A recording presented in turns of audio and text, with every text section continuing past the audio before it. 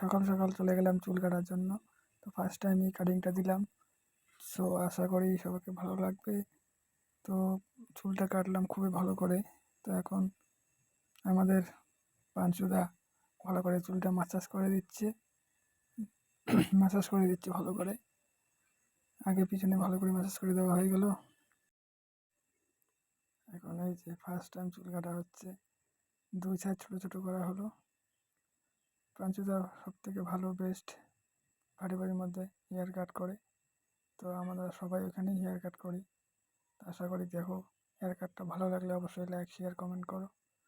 পরবর্তী ভিডিওতে আবার দেখা হবে।